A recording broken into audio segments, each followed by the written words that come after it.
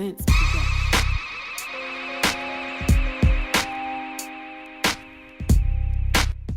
Hi there, I'm Jordan, a University of Liverpool alumni and past student from the Viral Video module. I hope you're as excited to start the module as I was when I started. This is a very practical, creative module, but there's some important theoretical frameworks that you need to get your head around from the very beginning. This video is about one of those theories, the viral media life cycle. During the module, you'll be producing videos and publishing them live to the Media Pool channel, sharing them with your social networks, and trying to get the videos to go viral. What I mean by this is you want to get as many people as possible from all over the world to watch, like, comment on and share your videos. You'll be able to use data available through the channel to see how many people your video is reaching, when, how long they've watched for, and where they are watching from, as well as other information such as gender and age.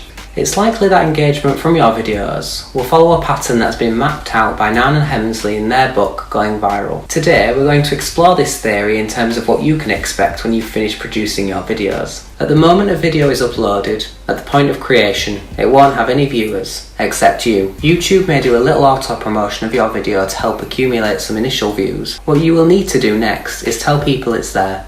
Send them the link and encourage them to watch, like, share and comment on the video. Without manually promoting the video yourself, you're unlikely to achieve many views. Ideally, people will begin to watch and engage with your video. Even better, they'll share it with their own social networks and your video will jump from network to network, reaching even more people in networks you don't have access to.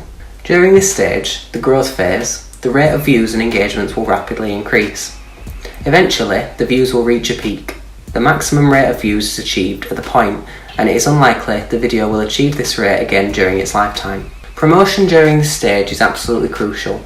Your aim is to try and delay the peak time as much as possible by sharing your video in as many networks as possible, who will go on to promote the video on your behalf. After the peak, the graph will then likely show a decay phase, the stage at which the rate of accumulating views drops significantly and leads into the afterlife. Bear in mind that even if the curve in the graph drops, your views won't go down. The graph is a representation of the speed of acceleration. Therefore, anytime the graph moves upwards, you can say that your promotions have been successful. The change in rate of engagement, a progression from slow acceleration to fast acceleration and back to slow, is a central characteristic of the viral media life cycle.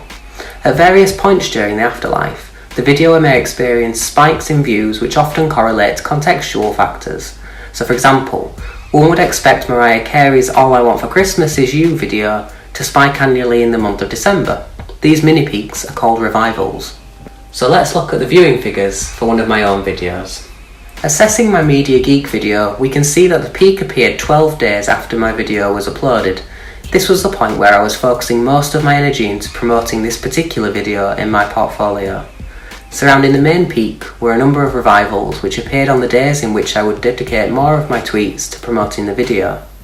The afterlife is considerably lower compared with the period between when I uploaded the video and the deadline, showing that my promotion time had substantial consequences for the video's viewing figures. It also indicated that my initial promotions were generating an organic audience. This is because the views continued to climb afterwards. This is another key characteristic of virality, and if you can achieve this, you'll do really well. It's worth dedicating some time to evaluating the viewing figures for your own videos once you've uploaded them. Thinking widely about not only the promotion of your videos, but also their successes means you'll have thought holistically about producing viral media content. It also comes in handy when you're assessing your video portfolio in your video essay.